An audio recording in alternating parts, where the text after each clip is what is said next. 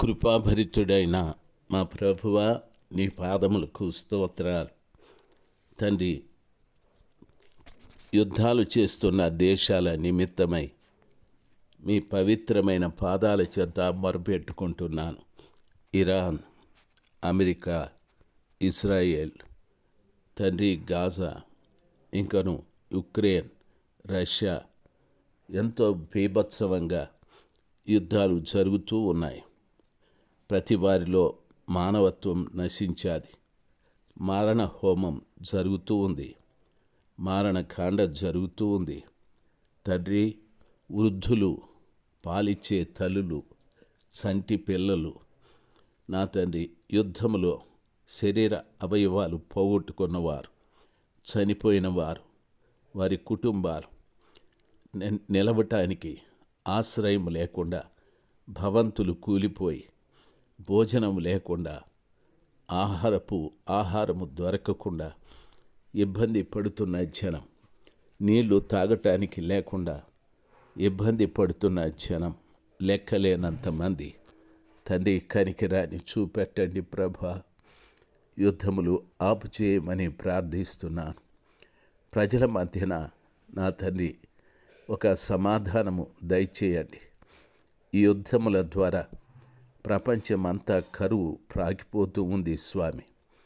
దయచేసి మీరు కృప చూపెట్టి యుద్ధాలను ఆపు చేసి జనమును రక్షించండి. యేసు ప్రభు నామంలో ప్రార్థిస్తున్నాను తండ్రి. Amen, amen.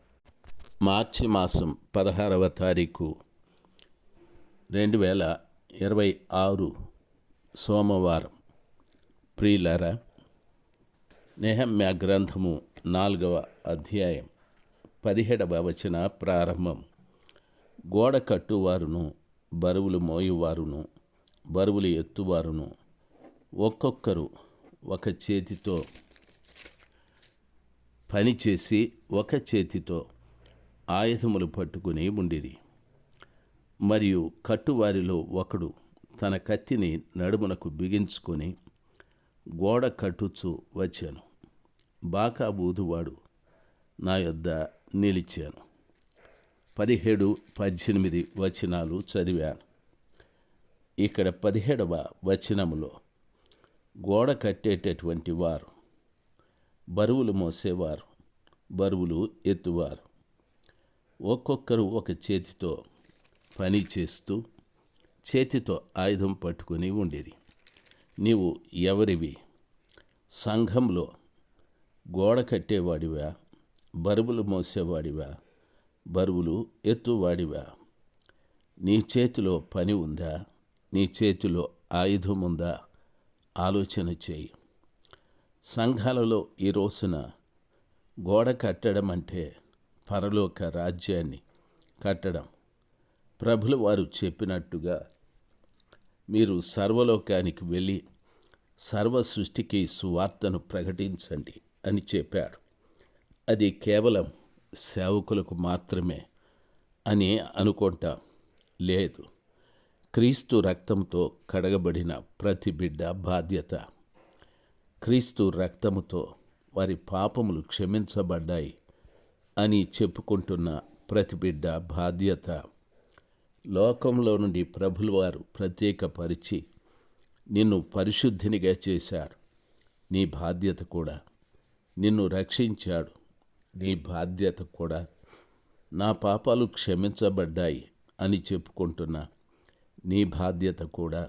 కాబట్టి ప్రతి బిడ్డ కూడా సువార్తను ప్రకటించాలి, గోడను కట్టాలి. అందులో బరువులు మోసేవాడివా? బరువులు ఎత్తువాడివా? ఒక్కొక్కరు వారి చేతితో పనిముట్లను, చేతితో ఆయుధాలు పట్టుకున్నారు. ప్రియులారా, దేవుని స్వార్థ పరిచర్య బరువు మోయడమే, బరువులు ఎత్తడమే. అంటే దాని అర్థం ఎంతో భారమైన పనే. చూడండి, ప్రస్తుత దినాలలో భారతదేశంలో స్వార్థ ప్రకటించడం అనేది చాలా భారంతో కూడిన పని. ఎంతోమంది స్వార్థపరులు లేచారు.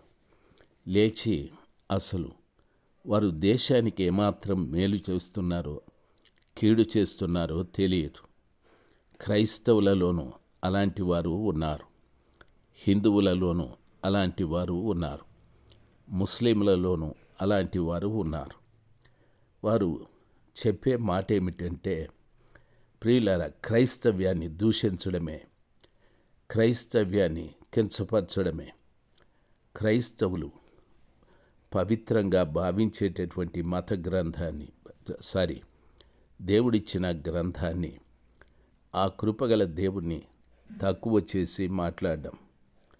వారు అలాగా మాట్లాడితే వారు ఏం చేస్తున్నారో ఎరుగరు గనుక వారిని క్షమించు అని చెప్పవలసిన క్రైస్తవులు మహాపండితుల వలె ఓ వేదాలు, పురాణాలు, ఉపనిషత్తులు అన్నీ వడబోసి తాగిన వ్యక్తుల్లాగా వాళ్ళను కించపరుస్తూ ఉంటారు. వాళ్ళ దేవుళ్ళను వచ్చి కించపరుస్తూ ఉంటారు. అంటే వీరి పరిస్థితి ఏమిటో తెలుసా? బరువులు మోసే పని కాదు, బరువులు మోసేవారిని, బరువులు ఎత్తేవారిని, పని చేసేవారిని చెడగొట్టే కార్యక్రమాలు ఇవన్నీ కూడా. ఒకడేమో తన ఇంట్లో స్టూడియో పెట్టుకొని ఇంకొకరిని తిడుతూ, చూడు నేను ఎంత గొప్పోన్నో అనుకుంటాడు. ఇంకొకడేమో వానింట్లో స్టూడియో పెట్టుకొని వాడు వాని గొప్పలు చెప్పుకుంటూ వీడితో మాట్లాడుతూ ఉంటారు. చెడిపోయేది మధ్యలో మనమే. కాబట్టి ఇటువంటి బుద్ధిహీనుల జోలికి మనం వెళ్ళకూడదు. మనకు దేవుడు ఒక పని ఇచ్చాడు. పని భారమే, పని బరువే. సువార్త ప్రకటన భారంతో కూడింది, బరువుతో కూడింది. భారం అంటే నశించిపోతున్న ఆత్మల పట్ల భారం, బరువు అంటే సువార్త పని చేయటానికి కావలసిన ఖర్చు, బరువుతో కూడింది.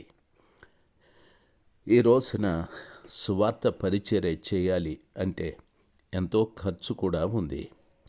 దానికి ఎంతోమంది బిడ్డలు సహకరిస్తూ ఉన్నారు, ఎంతోమంది సహాయం చేస్తూ ఉన్నారు.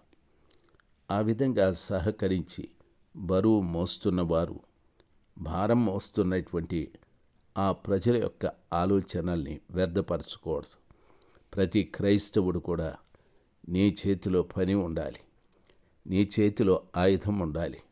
అంటే సువార్త ప్రకటిస్తూ, ప్రార్థన చేస్తూ, నూతన ఆ సర్వశక్తిమంతుడైన దేవుని రాజ్య సువార్త ప్రకటించే వ్యక్తులుగా మీరుండాలని నా ప్రార్థన. చాలామంది చెడగొట్టేవారు ఉన్నారు. సన్బలటు, టోబియో, అమోనీయుడు ఇలాంటి వారు చాలామంది అనుకుంటారు మేము చాలా పెద్ద జ్ఞానం కలిగిన వారము అని. వారంత బుద్ధిహీనులు ఎవరూ లేరు. దయచేసి వారిని వెంబడించకండి. ఇంకొక సేవకుని కించపరిచేవారు, పరమతాన్ని దూషించేవారు అసలు పనికిరాని వారు. వాళ్ళను నిజంగా దేశద్రోహులు అంటే అందులో తప్పేమీ లేదు. ఈ దేశానికి మేలు చేసే మాటలు మాట్లాడాలి, లేక ఈ దేశ క్షేమం కొరకు పనిచేసేవారుగా ఉండాలి. ఎక్కడో కూర్చొని మీ దేవుడు మా దేవుడని వాదనలు చేస్తూ కొంతమంది క్రైస్తవులకే వ్యతిరేకంగా మాట్లాడుతూ ఎన్నో పనికిరాని విషయాలు మాట్లాడుతూ ఉంటారు. దయచేసి గమనించాలి. మీ జ్ఞానము, మీ తెలివి, మీరు మాట్లాడే ఆ మాటలు అంతా సాతాను సంబంధమైనవని అర్థం చేసుకోవాలి. మీలాంటి బుద్ధిహీనులే మిమ్మల్ని పొగుడుతూ ఉంటారు. మీలాంటి తెలివి లేని వారే మీ వెంబడిబడి తిరుగుతూ ఉంటారు. దేవుడు శత్రువుని ప్రేమించమన్నాడు, కానీ ప్రజల్లో శత్రువుల్ని క్రియేట్ చేసుకోమని చెప్పలేదు. శత్రువుని క్రియేట్ చేసుకునేది సైతాను పని, శత్రువుని ప్రేమించేది దేవుని పని. ఏ పని చేస్తున్నారో చూడండి. ఎంతోమంది ఇంకొక సేవకుని గుట్టుని రట్టు చేస్తూ ఉంటారు. ఒకవేళ ప్రపంచంలో ఏ క్రైస్తవుడు దేవుడు కాదు, ఏ క్రైస్తవుడు దేవదూత కాదు. ప్రతి క్రైస్తవుడు కూడా, బోధకుడు కూడా మనిషే, శరీరంతో ఉన్నాడు. మట్టి శరీరం, మానవుడే. మనుషులు భుజించేదే భుజిస్తూ ఉన్నాడు. రక్త మాంసాలు వారిలో పనిచేస్తూ ఉంటాయి. ఒకవేళ తప్పిపోయి జారిపోయి ఏదైనా మాట్లాడినా ఏ తప్పైనా జరిగితే దాన్ని భూతత్వంలో పెట్టి ప్రపంచానికి చూపెట్టాలనుకునేది సైతాను పనే. దేవుడితో పాటు ఇస్కరియోతు యూదా, పేతురు, ఎంతోమంది శిష్యులు ఉన్నారు. వారిలో బలహీనతలు లేవా? ఉన్నాయి. కానీ ప్రభులవారు వాటిని దాచుకుంటూ వచ్చాడు. దాచుకొని వారికి ప్రేమ నేర్పించాడు, ప్రార్థన నేర్పించాడు, సువార్త ప్రకటించడం నేర్పించాడు. ఈరోజున క్రైస్తవుడు అనబడేవాడు ప్రేమ నేర్పించాలి, ప్రార్థన నేర్పించాలి, సువార్త ప్రజలకు ఎలాగ ప్రకటించాలనో నేర్పించాలి. కానీ ఏదో నేను పెద్ద మేధావి అని ఒకని తప్పును చూసే ప్రతి వాడు వానికంటే పెద్ద తప్పుడోడని అర్థం చేసుకోండి. ఆ విషయాన్ని ప్రభుల వారు చెప్పారు.